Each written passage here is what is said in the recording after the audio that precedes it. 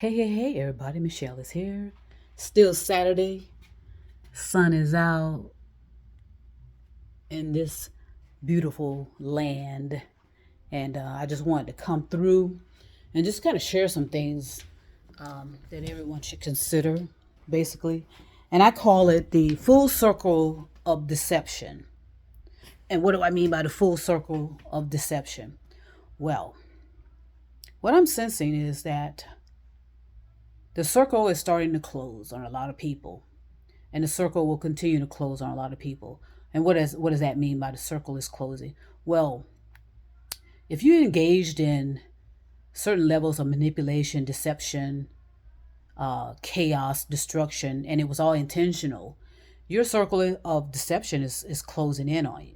And that goes for anyone, especially if you are aware of your circumstances, or aware of your involvement, or aware of your you know the point is that there's no such thing as coincidence, as I've consistently said. I said there's cause and effect. Okay, and I also said that you will reap what you've sown. And that goes for anyone, especially if you are in the know. You are aware of your actions and you are aware of your intentions. Now, unfortunately, there will be those of us, and I like to put myself in the mix, because I'm a part of this human being. I'm a part of the humanity, I should say. I'm a part of this planet.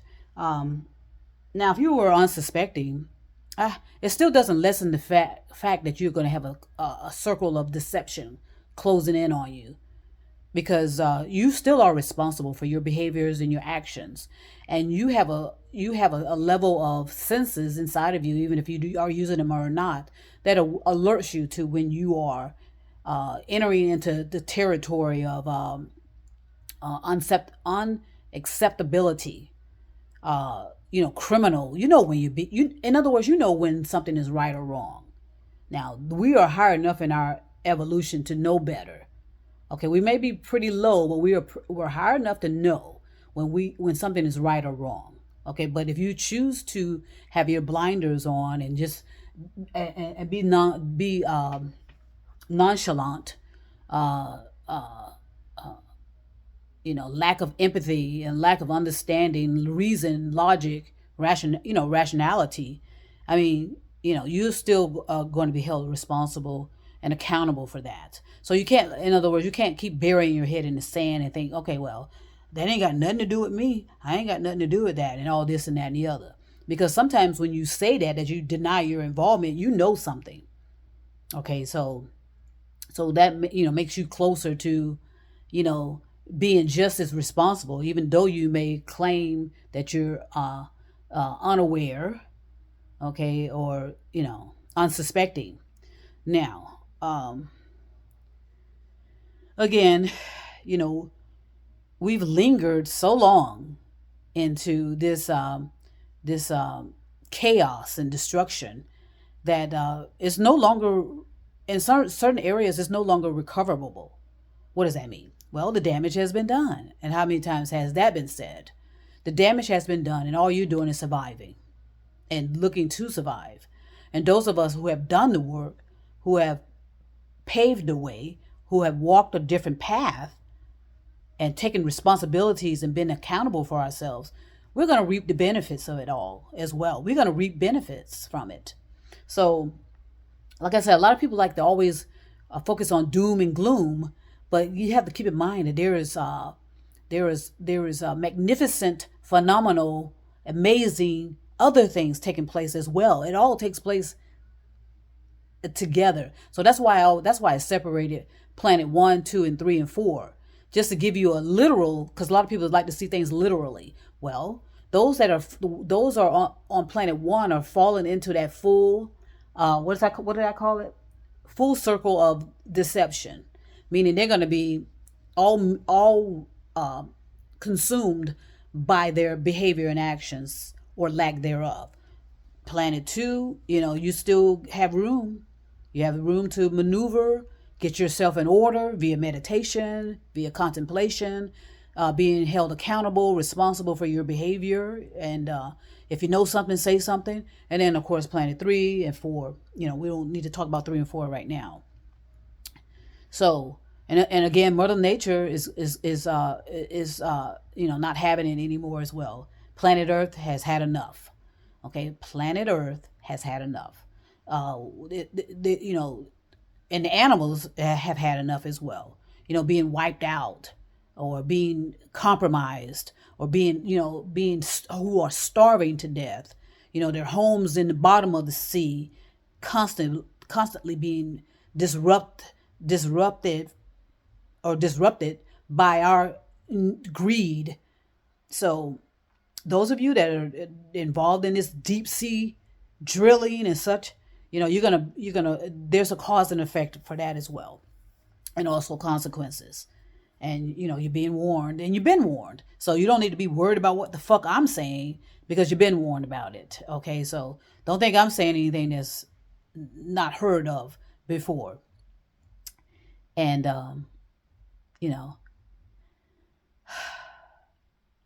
when I was talking to my family members, one of my family members yesterday, I realized that he's there. He's there in his consciousness, where he recognizes certain factors or things that are happening now. And I was really loved by that, because I thought he and I were on the same level when we were little kids.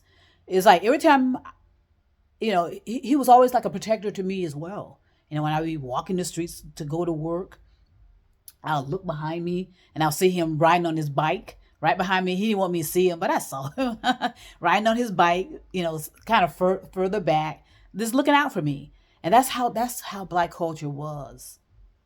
That's how Black culture was. And it possibly still is. But it's just, there's no remnants of it. And like I was saying yesterday, I don't know if I uploaded the video yet. So my particular type of neighborhood, Black culture, is the same. There's no difference than when I was there as a young child than now. The houses are falling apart because they're aging. Of course, the houses are aging. Some of the houses are falling apart. Some of the neighborhoods, have these unusual craters. It's like, like as if something's sinking. And I know a lot of those homes back in the day when I was in elementary school were sitting on top of a retention pond. And that's why they always had flooding and flooding and flooding. So, like I said, the housings are, so since things have not changed, the housings are crumbling. But my point is that those type of neighborhoods are what produced myself and others, and it made us into genuinely upstanding citizens of this planet. Okay, let's take it that far. And it also produced world-class athletes and world-class entertainers, world-class creators, all came out of Black culture. Okay, but if Black culture doesn't change and it's still the same as we were when we were in elementary school, how do we feel about that? Does it need changing, or do we just allow it to naturally go through the process of, I don't know. It's something to discuss. What do we do? Because like I said, I went through this really nice, beautiful, manicured, boring ass neighborhood, and I saw no children anywhere. None. But when I came back through into the Black culture where I grew up, it's a hustle and bustle. And there's nothing glamorous about hustling. Nothing. Okay, it's hard. You're grinding all the time. You're moving all the time. You're trying to get this done. You're trying to get that done. Then you're trying to get home to your family. All the noise in the background. Like I was taking some videos when I was there at my family's home, and I hear the train whistles in the background, loud. It's like, why is that? And like I said, it's safe. A lot of homeless people say that they feel safe coming into a Black neighborhood. Now, how much sense does that make when everyone claims that the Black neighborhood is causing all the damn problems in the world? So I hope I'm opening the eyes of people to just finally get a grip, literally get a grip on reality and know what's really going on around you. And that's why I say focus on your own neighborhood. If you focus on your own neighborhood, your own backyard, front yard, you may be encouraged to do something instead of worrying about what's happening all over the world. Because what's happening all over the world is distorted anyway, especially if it comes from media. There's no way we can confirm what's happening in Africa. There's no way we can confirm what's happening in the Ukraine-Russian war. And the fact that there are other parties involved in that war that a lot of people fail to mention. It's not just Russia and Ukraine, by the way. So this is called thinking. What I'm doing, okay. There's nothing nefarious about what I'm doing. It's called naturally thinking for my damn self and figuring things out based on my senses, okay. And trusting what I see, trusting what I hear, trusting what I feel, sensing and receiving. Okay, and not being delusional. Okay, been there. I've been delusional. I know the difference between being delusional and undelusional. Trust. And right now, I'm fully aware of what I'm saying and what I'm doing, and how I am attempting to help and provide guidance, me and others as well. The 144210s. So the nefarious types, those that choose to keep their head in the sand, those who are well aware of their intentions, stuff is going to start closing in on you, literally. Okay, the walls are going to start falling down. Your lies and deceptions are going to start falling down. And you're going to be faced with, you're going to be looking in the mirror, and you're not going to even recognize yourself when you look in the mirror and what you have become and what you will continue. And the thing is, all of this closing in is you're going to be so fully aware of it all. You're not going to be able to, even if you try to shoot blow your brains out, it's going to take some time before you depart. You don't just die instantly. A lot of people say people die instantly. No, nope.